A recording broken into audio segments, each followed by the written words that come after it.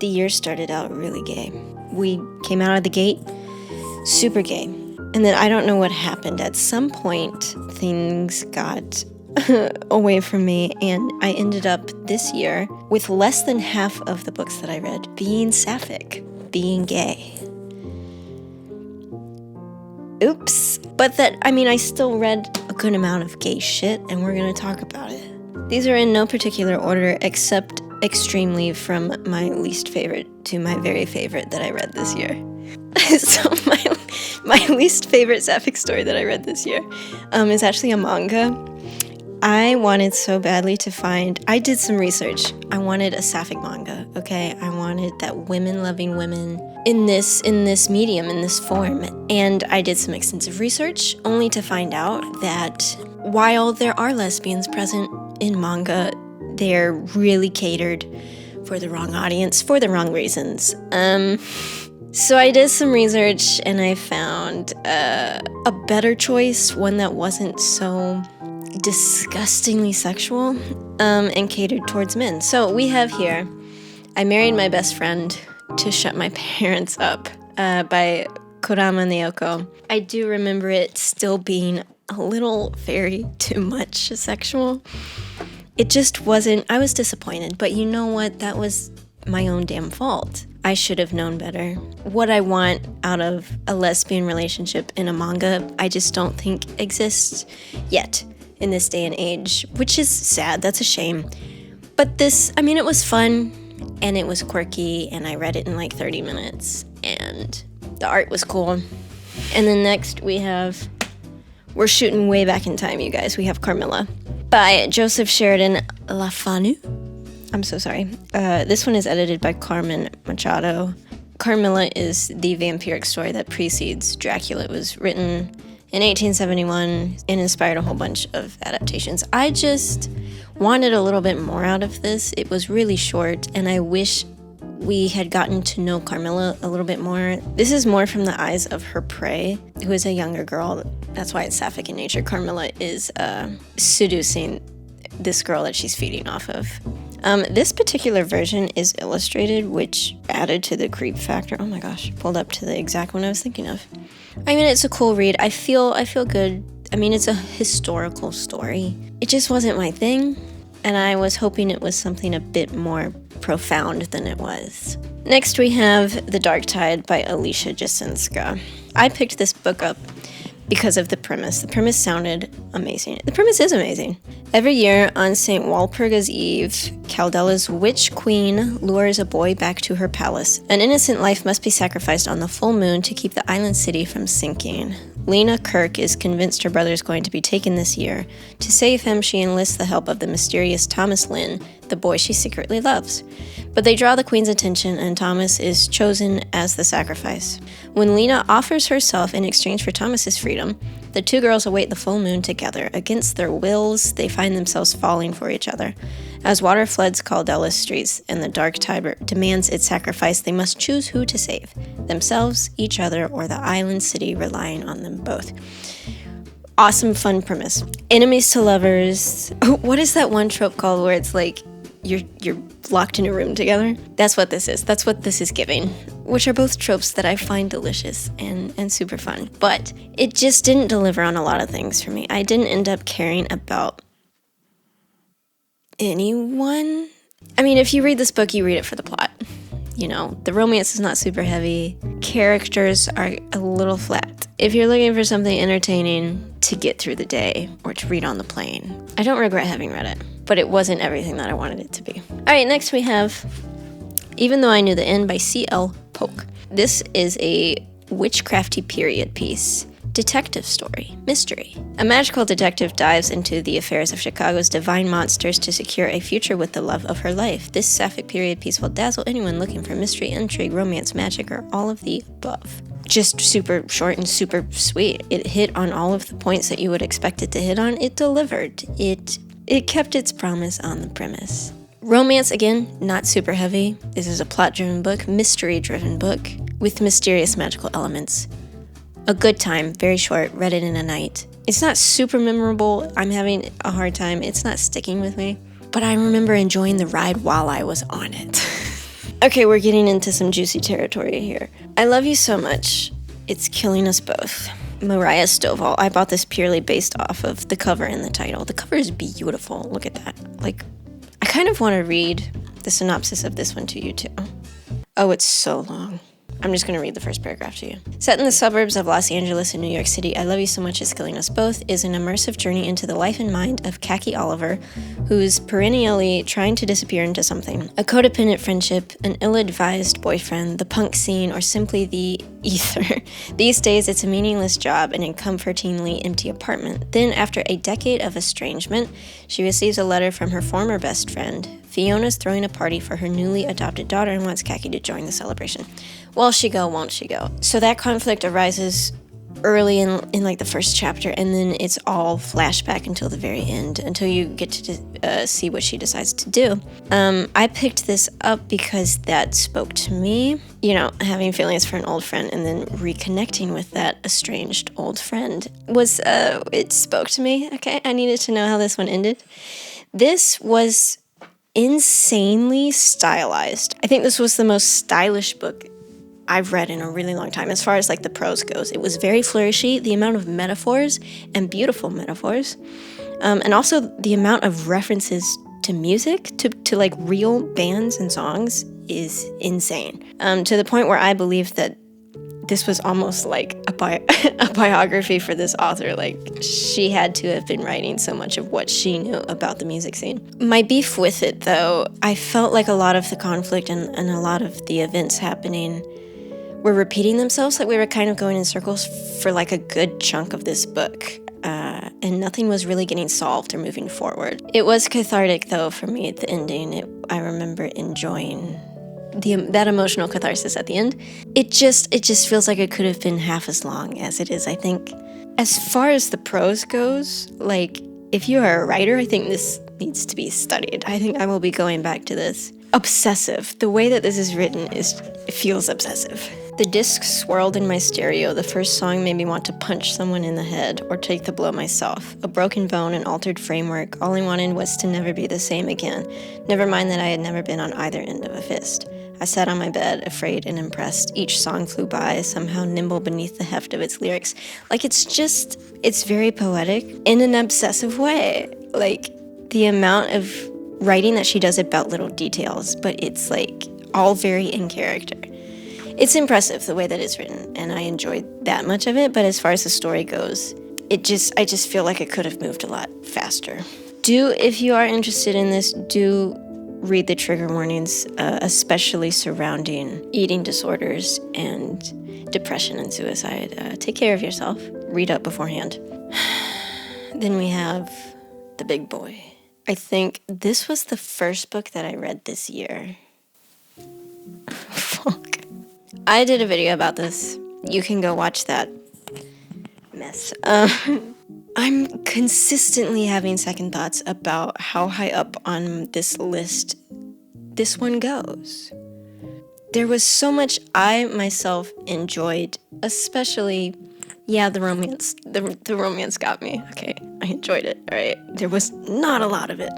But objectively, as a novel, as a fantasy book, I had so many issues. I had so many qualms, so much beef.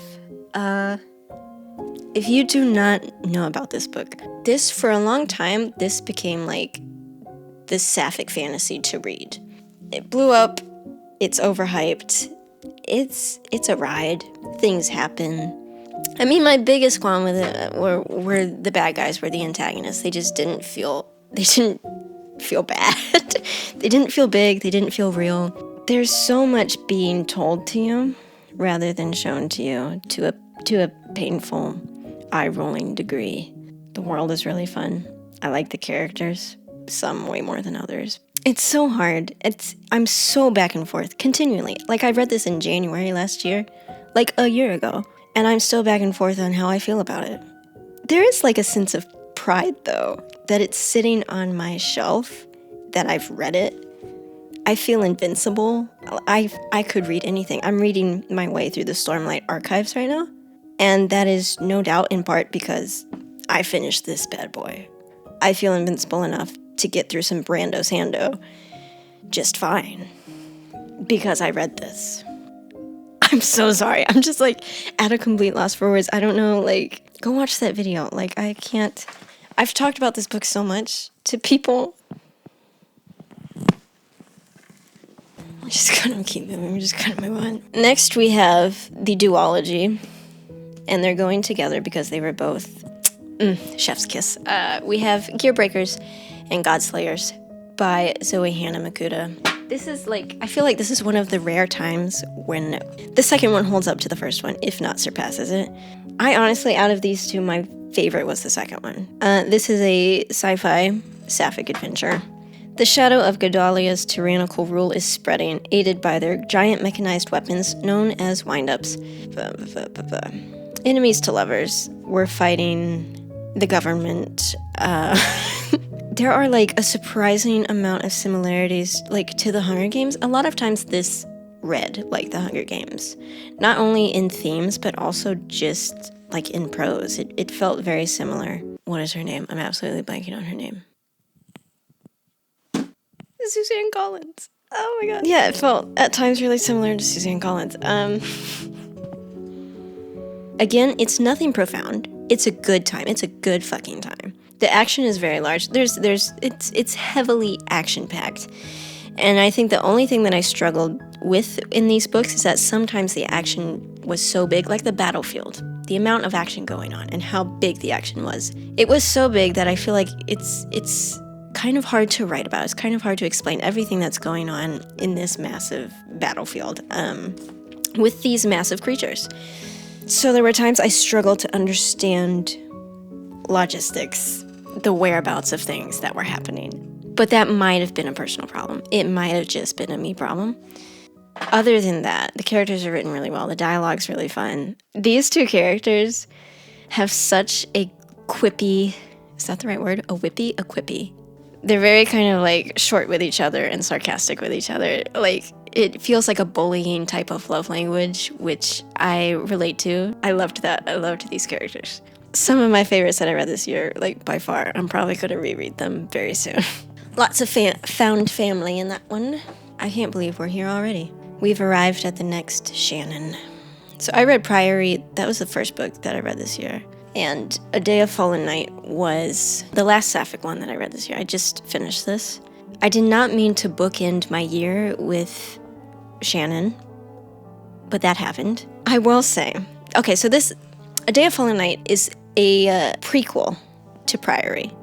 The events in this book happen 100 or a few hundred years before the events in Priory, so it has none of the same characters in it. I love these characters quite a bit more than the ones in Priory. I had such a good time with this one. I can happily say that. I can confidently say that I enjoyed this one a good deal more than Priory. There were several scenes near the end of this that like were very visceral for me. Like, were so fucking cool. They were so visual in my head. I saw everything happening and I had goosebumps and chills and I was like, I love how things are going down. Certain things went down in a displeasing way, but most of the time there are some war scenes in here and some action scenes in here that are just, they feel so epic. And you can hear, I'm like, my voice is getting. Could it have still been way shorter? 100%. Were things still told to us rather than shown to us? Absolutely. Not nearly as much. I feel like we got a lot better on that end of things. Also, the issue that I had with protagonists in Priory, just not feeling capable of doing any bad things to the characters, that problem didn't come up in here. There was one situation of like, it felt like the day was saved by strange circumstances. That was kind of my only huge gripe with this. The only moment that I kind of stepped out of the book and went, wish that hadn't happened that way. So that only happened like once in this book compared to a lot of times in Priory. And also, whereas in Priory, I cared about like 2 out of 4 of those characters. I cared about all 4 of these, like a lot and fairly equally. In my opinion, A Day of Fallen Night is like far above Priory. I do hear it's perfectly accessible to just jump into this one if you did not want to touch Priory at all. I think if I were to do this again, I would still read Priory before I read this one. Just my opinion. Had a lovely time. I really did enjoy that one. I did. Okay, my last two are my 5-star reads, my 5-star Sapphic reads of this year. I love these books. I will die on their hills. I will pick them off of the underside of a railing in New York and put them in my mouth. The first one being She Who Became the Sun by Shelley Parker Chan. God, I love this book. I'm going to read you what this book is about to do it justice. This book is about Zhu. I'm sorry, I'm pronouncing that wrong, I know. A young woman who steals her dead brother's identity to survive. The book is told from alternating points of view and is described as a remix of the rise of the Ming Dynasty's founding emperor. That was not everything that I wanted you to hear about this book. So, in the very beginning of this book, she's a young girl. It's her and her brother and her starving, dying family. Her dad takes them both to a fortune teller who looks at the sun and goes, "You're going to have a great destiny. You're going to be a great man, very important man." And then the fortune teller turns to Zhu and he's like, "You're going to be nothing. You're going to die. You're going to, you're nothing. Live with that, kid." So they go back home. The dad dies. This isn't spoilers. This is literally the first 2 chapters. The dad dies and her brother dies. And this young girl is like, "I'm going to pretend to be my brother so that I can steal his destiny. I can trick fate and I can be a great man." And she takes his identity and she goes to a monastery where she grows up essentially under disguise of being her brother, of being a boy. And she kind of barely gets away with it. There's several fun and games moments in here where she's just having to hide her identity in really clever ways. There's a lot. I laughed in this book. There's a lot to smile at. There's a good sense of adventure in here. But then things get a little more serious. She grows up. She's going to war. She starts ruling over armies, conquering lands. There's a lot of gender commentary as far as pretending to be a boy and not only enjoying that, but realizing how much further it gets you in this day and age. The opportunities it presents you as opposed to having grown up a woman. Then she starts seeing, Zhu starts seeing this other girl. They're, introducing the Sapphic element because this other girl obviously knows that Zhu is a woman underneath it all.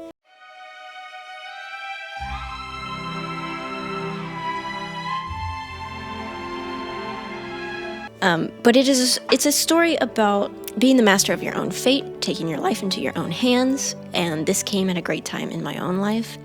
But it's also just it's masterfully written. From the first chapter, you're in really good hands. It's so easy to read. It's so easy to just pick it up and keep going. There is a sequel, He Who Drowned the World. I have not read it yet. I think I keep putting it off because I'm scared I'm going to be disappointed with it. I haven't heard much about it. I should look up the reviews on the second one, on the sequel. I know. I'm just apprehensive because I want it to be good. But seriously, a 5-star read for me. All of it together. The prose, the story, the characters. Loved this. And last but not least. God. Okay, both of these, I don't think I can put either of these in a particular order. They're very different reads.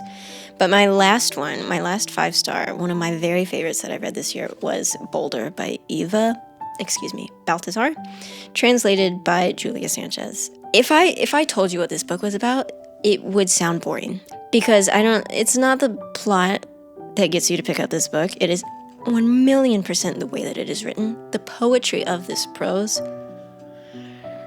I could throw up. Would pick this up off of my kitchen floor and digest it 1,000,000 times over and throw it back up and eat it again because it's so delicious. On days when it rains, I feel like I've just come home after conquering the world. That's where I met Samantha and where, for a few moments, I became conscious of the magma seething beneath the miracle of our oceans and continents. Who writes like that? How? Teach me. How can I write sentences like that? And I remember laughing out loud to this. We exchanged numbers. I cling to her the way lunatics embrace new beliefs or dangle from trees. I leave. We'll see each other in less than 3 months. 3 moons. Those are the words that leave my mouth. Oh, it's so good. Okay, so the story here. Let me read you. A cook on a merchant ship comes to know and love Samsa, a woman who gives her the nickname Boulder. When Samsa gets a job in Reykjavik and the couple decides to move in together, Samsa declares that she wants to have a child now that they are settled. She is already 40 and can't bear to let the opportunity pass her by. Boulder is less enthused, but doesn't know how to say no, and so finds herself dragged along on a journey that feels as thankless to her as it is alien. With motherhood changing Samsa into a stranger, Boulder must decide where her priorities lie and whether her yearning for love can ever truly trump her yearning for freedom. In Boulder, Eva Baltasar again demonstrates her preeminence as a chronicler of queer voices struggling to be heard in a hostile world, and in language as brittle and beautiful as that of an ancient saga. Exactly, yes ma'am, I'm going to read it again. And in a language as brittle and beautiful as that of an ancient saga. They fall in love, and then her partner Samsa wants to have a baby. She wants to be pregnant, obviously through no action of Boulder. So she gets impregnated. It's so interesting. Boulder feels so far removed from the situation because she wasn't involved in the pregnancy for many reasons other than that, but I think that's a big one. She didn't really want a child. She loves Samsa and she wants to make Samsa happy, and she kind of just said sure. So the relationship that she has with this baby is so fascinating because it's hers and it isn't hers. It feels so alien and foreign, and she didn't even really want it. I will keep singing that praise from the top of my lungs, from the rooftops. The way that this is written is sugar in my mouth. I thought about this intensely for more than a week after I finished it. I think it doesn't help that it's about having a baby, and the day after I finished it, I went to a baby shower with someone who was extremely pregnant. And so it was just at the forefront of my mind, all of her philosophical ramblings about having a baby. It was so good. I think I'm going to read it again very soon. And I'm going to buy a copy for all of my friends. I love this. I realize that I am smoke, that the things that define me rise as they would up a chimney, probing every crack, searching for a wellspring of light or cold. I don't mean my personality. Personality is a dress made of scraps that I never stop washing or mending. It clothes me, might even suit me, but it will never, ever define me.